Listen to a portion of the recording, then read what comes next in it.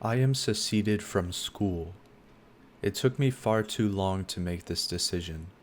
You see, school once consumed me, but I made it spit me out, and now we are separate. Unfortunately, I did not come out changed. I entered an idiot, and I left an idiot. But how did this breaking off come to be? Well, in those days, to accompany my miseducation, I was forced to wear a cone on the top of my head, and oh, how my neighbors jeered at me and cursed my name. And every night, as I lay in bed, I wrenched that shameful hat in my hands and wept into its rumpled felt like a pitiful fool. Oh, but you should have seen it, the night that my misery ended. A bright light filled my room and bathed it in warmth, and I saw before me a vast desert. At the bottom of a small valley, a little boy drew water from a well. He was covered in a thick layer of dirt and grime, and his black hair was matted in dense tangles. The filthy rags he wore did little to hide his emaciated body. His hateful master met him there, and dissatisfied with the boy's progress, he pulled a whip out from under his robe and struck him with it. The child winced, but continued on. He drew from the well with a small pail, and shakily poured the water into his master's bucket again and again until at last it was full, and the boy sank back in relief, exhausted and out of breath. But the master did not order him to stop, so he hit the boy again, forcing him to continue. But the water only spilled out onto the rocks and evaporated into the sweltering air. For hours it went on like this, as the master wanted to teach the child a lesson.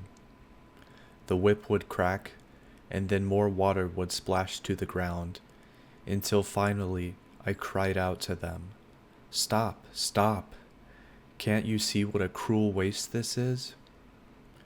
The master turned slowly and stared at me with cold eyes, and like that, an understanding washed over me in an awesome wave.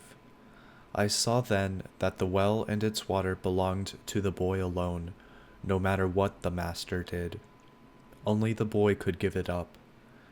Knowing this, I called out joyfully to him, "Vanquish the man, use your own vessel, do not waste any more of your water." The boy turned to me, his mouth agape and his eyes full of fear, and as he shook his head, the air around them shimmered, and like a mirage the scene dissipated, and I was left only with the stark reality of it all. The master was no master, and he stood off to the side, indifferent to everything and staring off at the horizon. Yet I could still hear the sharp sounds of a whip against flesh, and I turned and I saw the boy, and with every wasted pail he poured, he whipped himself.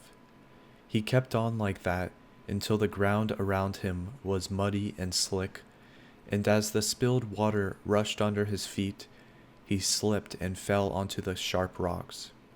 They cut deep gashes into his raw and bloody back, and he lay there in agony, grinding his teeth and gasping under the hot sun. The child's raspy breathing echoed out over the land like a tolling bell, and in time the ringing stopped. A black mist flooded the valley until I could see no more, and I was returned to my room. There I sat in silence, and then I rose and started a fire in the hearth, and in thinking of the boy, I threw my hat into the flames. I watched them take it hungrily, and when the hat was gone, I whispered to myself, "They cannot care, their buckets mock thee." But this realization brought with it nothing. There was no resolution. My dread lingered. I stared at the embers, and in them I saw the world, a series of vacant caves that opened on galleries where one could hear laughter and gasps of wonder. But in seeing the source of this delight, I felt cold. I could not grasp what it meant.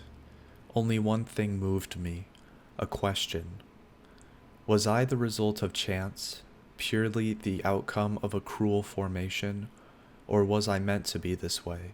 Was it purposeful? I considered this constantly. When my misery ended, there was only confusion.